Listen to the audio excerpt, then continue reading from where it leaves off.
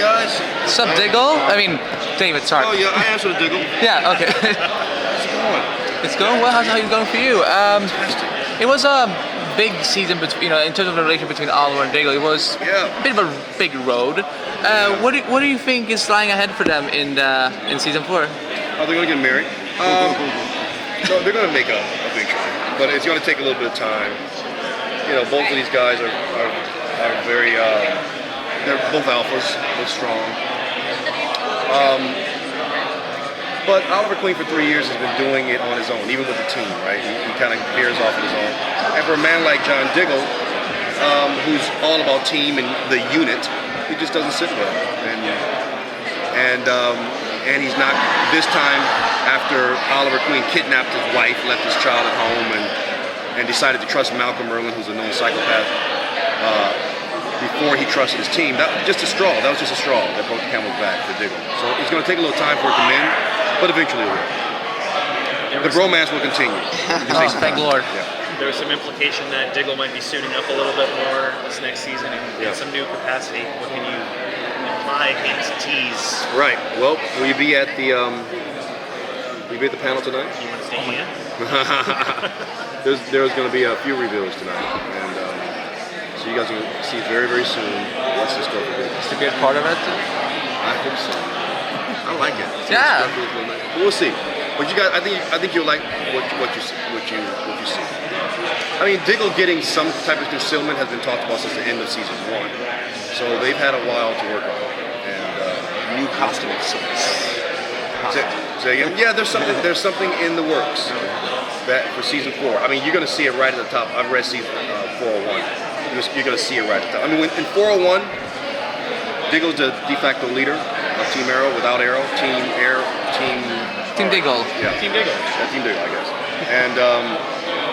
And he and Speedy and Black Canary are the team, and they're a well-oiled machine. And you're going to see that right at the beginning, even without Arrow. So it's a very good piece of writing because we're doing it even without him. So why does he have to come back? And that's part of the story. Well, with Diggle, obviously, Diggle showed a lot of heart sometimes going up against Oliver in his decisions as leader of Team Arrow in the beginning. Is that going to show through? Will we be a little more protective of your team? Yes. I mean, I think Diggle's position is obviously Oliver Queen is of the top 5 fighters in the world probably, right?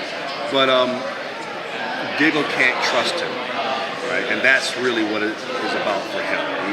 He feels as if he will make decisions without addressing the team. For example, making Malcolm Merlin the head of the League of Assassins. Like, really? A known psychopath.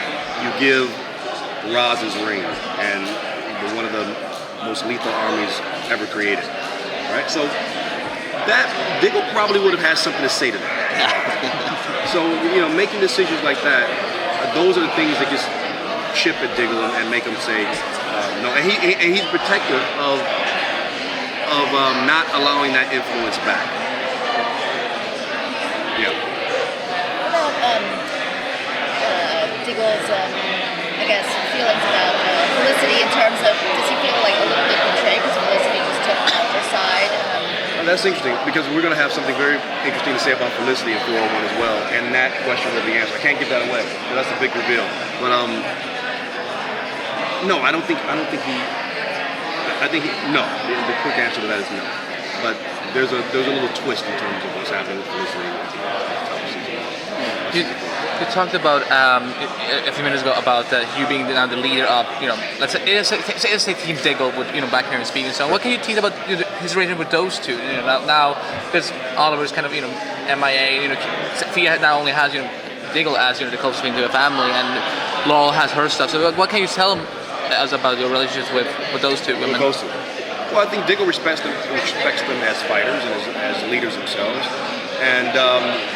Again, when you see the top of 401, they've been working together for 4 months or 5 months.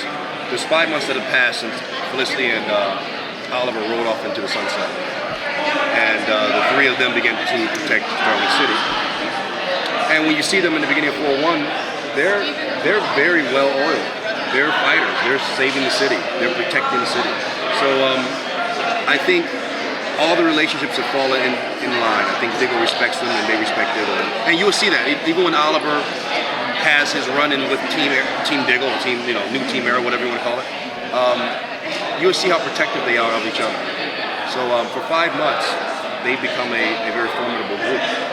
This is not the first time we've seen Team Arrow without the arrow. Right. Previously, you thought it was because he was dead. Now it's because Oliver has chosen to walk away. Right. Does that change anything in how Team Arrow functions, knowing that Oliver left voluntarily rather than the fact that he might be dead? Well, the drama that surrounded whether or not Oliver could be back, whether or not he could be alive, the grief, that element obviously is gone. But no, I think the three of them moved on. I think when you say at the beginning of 4-1 again, the team has, all of them are passionate about the city. And this, I think what was great about season 3 was that you saw that other people took on this crusade as their own. Right? It began with Oliver, but they all have their own vested interests and reasons for protecting the city. And that sentiment is exactly what propels the new team in the beginning of 4-1, and you see that. So they don't feel like we were missing something now that Oliver's gone, but they're going to meet head on some opponents that, obviously they're going to need the arrow to help. Thank you for your time. You're welcome. Thank you.